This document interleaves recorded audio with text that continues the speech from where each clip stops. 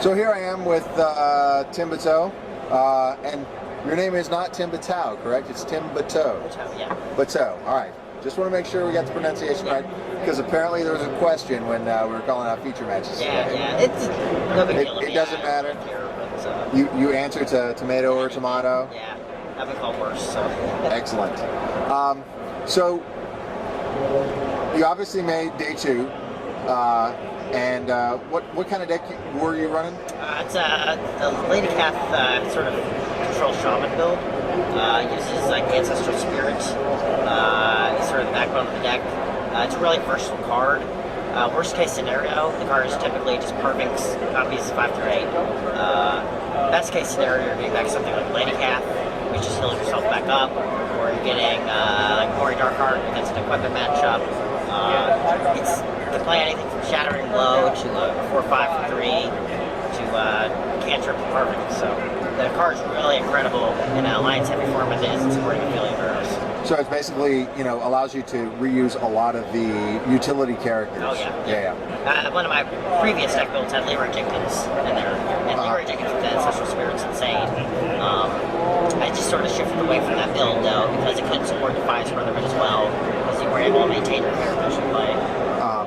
But I shifted more towards control with Lady Cath, off recommendations of my friend John Tata and his deck build, England, Chicago. So, yeah, he mentioned it was a little bit like the Chicago DMF setup. Yeah. So, day 2. Yeah. You apparently did pretty well. Did you X1 day 2? I went X1, yeah, 7-1. So, day 1, I went 7-1. Day 2, I went 4-2. Oh, so you went 4-2. Yeah. Okay. So, what kind of decks did you have an idea of what kind of decks you wanted to draft in day 2, or?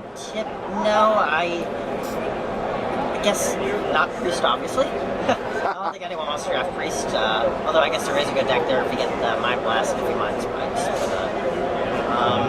I don't like the Spellcaster classes. I don't like Warlock. I do like Mage, only because you can get insane Fire Blast, Polymorphs, Arc of Flame. All of those things are very good, and you can get them late because no one likes to go Mage. And so you can really load up on them. When you go Warlock, even if you're the only Warlock draft at the table, people get scared when they see a Sarmoth or a Shred Soul, so they hate drafting. With Mage, they sort of shut it off, and they don't care as much. Also, the flip abilities on the Mages are good in both factions, whereas only Distamon is really good and limited for Alliance Warlock.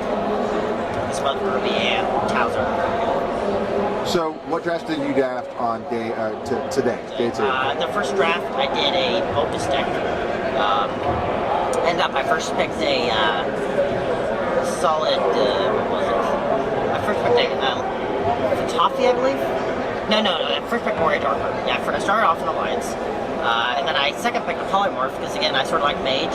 And if you cut it off in the first pack and don't let people get the late Polymorphs and Fire Blast, they won't have the incentive to move into the Mage packs 2, 3, or 4. Yeah. So if they don't have that cards in the pile. So I second picked the Polymorph, but I was also fanning across the back. I saw a Defensive Stance, which is a card I played in the Constructed deck a while back, and I knew it was amazing and Constructed. And I've never had the opportunity to play with it Unlimited before. But I assume without a weapon, if you didn't have to worry about reducing your weapon damage, the card would be insane, because you can always protect whenever they try to attack an ally, and you're taking less damage every turn.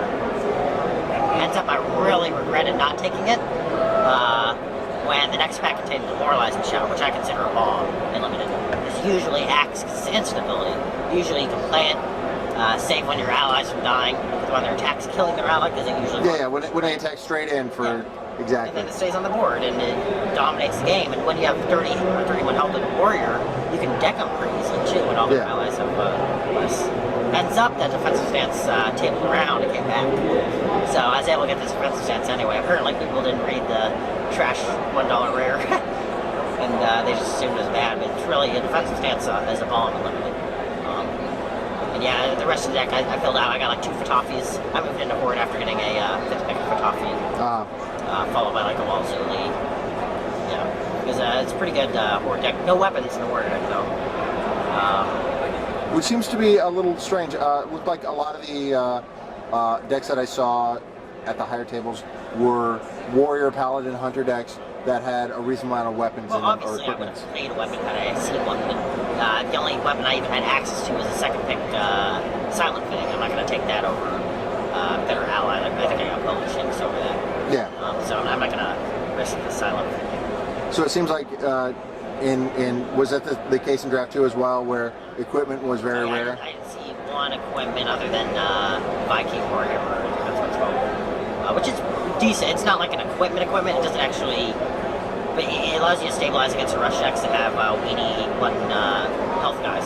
Yeah. So that's very good in those matchups. But it's not really a weapon as far as a card advantage, Crawl Blade or Annihilator, or I guess now they have that new Centaurs. I don't know. Scimitar, Nexus Stalkers, Felon Hatchet, all those ones create a massive card advantage. But, Gotcha. So you did 4-2. You're in top 8. yeah. What do you think about tomorrow, and what do you think your chances are? Really, I haven't had time to look at the other players' deck lists, top 8, and I don't remember off the top of my head what I'm playing. I'm just sort of wanting to get out of here and get something to eat, and then I'm going to concentrate on what I think my expectations are for tomorrow. I do think that worst case scenario, my deck is versatile enough that I probably have a 40-60 matchup against any deck. Format. Best case scenario, probably 70-30 against any deck. Okay. Sometimes the deck does implode on itself and you don't get devised by the Greater Rescue Survivor, so you just can't keep up with card advantage. Gotcha. And especially when you don't draw a Parving, sometimes the deck will implode. And if you can't, the Ancestor Spirit starts sitting your hand dead sometimes. Gotcha. Other than that, I think if I get reasonable draws, I won't have a problem. It'd just be more